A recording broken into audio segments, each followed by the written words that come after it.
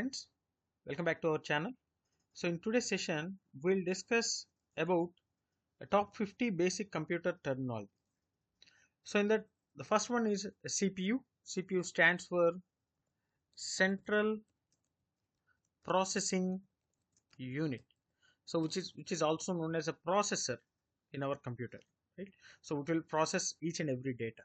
The next one is a RAM, which is random access memory, so which is a one type of memory, the primary memory.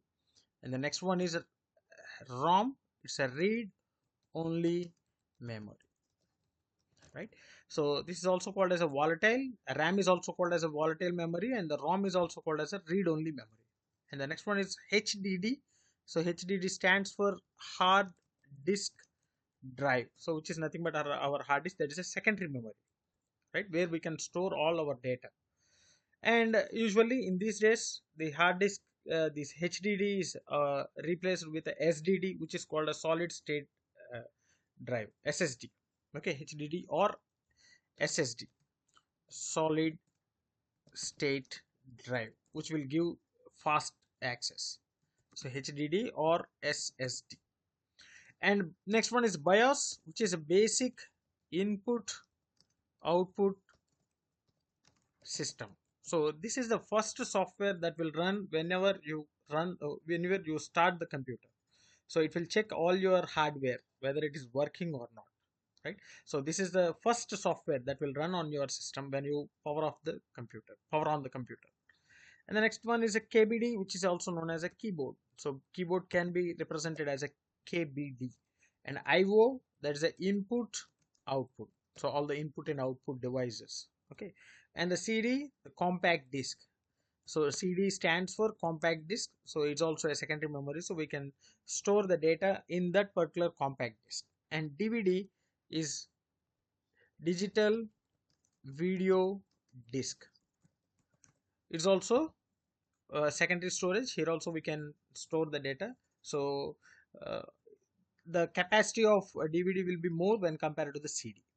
And bits are nothing but a zeros or ones. So the computer can understand only zeros and ones. So the 0 or a 1 we can call it as a bits. And byte is nothing but 8 bits. That means any combination of zeros and ones, 8 bits are called 1 byte. And the next one, nibble, which is a 4 bits. The combination of zeros and ones, the 4 bits, is called a nibble. And the next one is KB, which stands for kilobyte. So 1 kilobyte is equal to 1024 bytes. And MB is megabyte, so which is nothing but 1024 kilobytes. And GB is gigabyte, and 1 gigabyte is equal to 1024 megabytes. And TB is a terabyte, so which is nothing but 1024 gigabytes. And similarly, PB means petabyte, and it is nothing but 1024 terabytes. And EB means exabyte. So these are all nothing but representation of memory, right, in terms of kilobytes, megabytes, gigabytes, terabytes. So based upon the more number of data, so we will represent that in a different format. Okay, exabyte, one exabyte is equal to 1024 petabytes. And ZB is zettabyte, and 1 zettabyte is nothing but 1024 exabytes. And YB is yottabyte, and one yottabyte is 1024 zettabytes, right? So these are all the representation of memories. Next, SMPS. SMPS stands for switched mode power supply, so which gives the supply to our motherboard, so it will convert from AC to DC, right? And the next one, post, is post on self test. So this will be performed by the BIOS. So the self test, the name itself indicates, it will check whether all the hardware is in a working condition or not. So that's called a post on self test. Whenever you switch on your computer, this post on self test will be executed, and it will check whether all the software, all the hardware is working on. And the next one, PROM, similar to our ROM, it's called a programmable read only memory. So similar to our ROM. USB, universal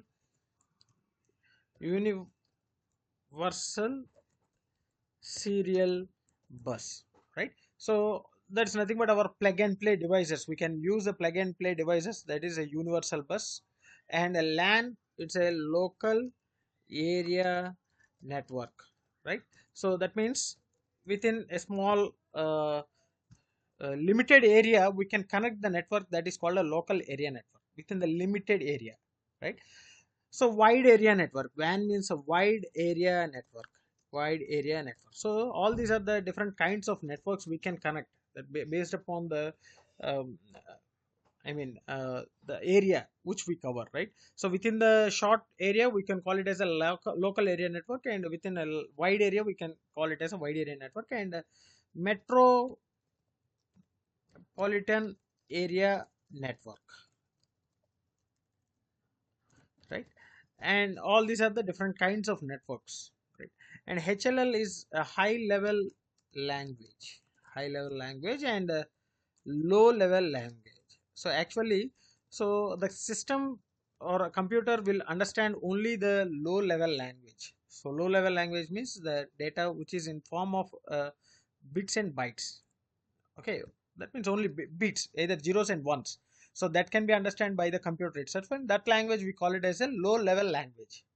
So if you want to interact with your computer, so we need to communicate only with the low level language, but we can't understand the low level language, so we are supposed to use this high level language. So normally we are communicating with the computer with a high level language, so mediator will convert that high level language to the low level language, right? So next, Mbps is nothing but a megabytes per second. So while using the internet, so how much data is transferred per second, that is called a megabytes per second. Similarly, Kbps means kilobytes per second, right? And www, it's a world wide web, access to the internet, world wide web. So the internet, in order to access the internet, we'll use this www. And the ISP, internet service provider. So these are the providers which will provide the internet service. Okay, so we know that the telephone networks, we are having a different telephone networks, those are also called as ISPs because they will provide the internet service, right?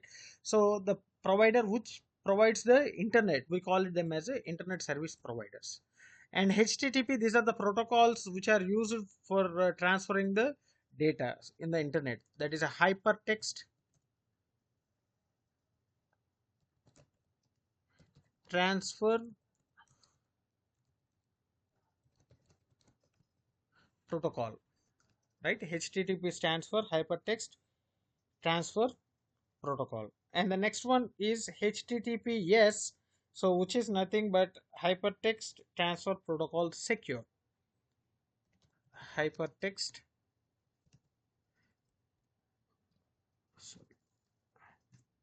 protocol, and it is nothing but hypertext uh, transfer protocol secure, in a secure manner, right? And VPN is a virtual private network. So virtual private network, so the data will be transmitted in a secure way, encrypted way. And this URL is a uniform resource locator. So every system will be having some URLs. So with the help of URLs, we are supposed to access the internet. So for example, if you want to search anything in a Google, we are just typing that google.com. So that google.com will be redirected to the Google server. So google.com is nothing but our URL, uniform resource locator. If you want to access the email. So you are going with a gmail.com or yahoo.com or rediff.com, whatever it may be, hotmail.com. So that hotmail, gmail, all these things will be the uniform resource locators. That is the URLs which will be directed towards the destination server, right? And the next one is a Wi-Fi. So it stands for wireless fidelity. So that means in order to the wireless internet. And PDF portable document format. So document, we know that the text document, so which is nothing but an uneditable format. The data will be in uneditable format. We can't edit the data if it is in a PDF format. And HTML, that is a hypertext markup language, which is used to create a web pages. Okay, so in order to create a web page, we need to use the HTML tags, right? The next one is a disk operating system.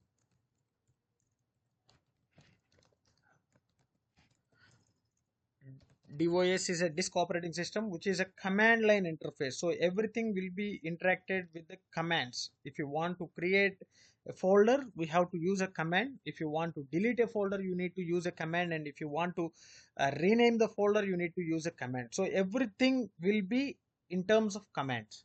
That's called a disk operating system. And the GUI, a graphical user interface. So some sort of graphics will be applied, so you can see the mouse pointers and just right click the mouse pointer. If you want to create a folder, just right click on that one, and you will find the new, and directly but just by mouse clicks you can create a folder without using any commands. So that sort of thing we call it as a graphical user interface, right? So next, CMD, which stands for command. So every command will be an instruction, right? Every command will be an instruction. And UPS, uninterruptible power supply.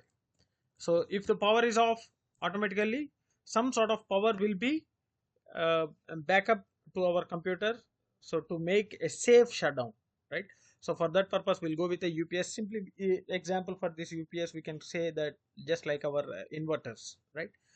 And NTFS, this is a file system. So our drives will be in the different file system. So this is a file system, new technology file system. And FAT is a file allocation table. This is also a file system. So file allocation table. You can observe here, I will show you. So if you go to the my computer or this PC, you can see this one, the drives, different drives, and in these drives we are having some data. So you can simply right click on this one and go to the properties. You can find the file system. See, this is a NTFS. This is a file system, right? So NTFS and a FAT are the file systems, new technology file system, and the file allocation table. Earlier operating systems, the file system will be the FAT, okay, and the new latest operating systems will be having the file system, new technology file system, right? Control, CTRL is nothing but a control. There will be some key called a control in your keyboard, and Alt, it's also key in the keyboard. Alternate and escape is one more key, and delete is one more key. DELESC is escape, ALT is alternate, and CTRL is a control. So these are the top 50 basic computer terminologies that everyone should learn, right? So hope you understood this one. So if you are having any doubts regarding this one, feel free to post your doubts in the comment section. Definitely I will try to clarify all your doubts. If you really understood my session, like my session, share my session with your friends, and don't forget to subscribe to our channel. Thanks for watching. Thank you very much.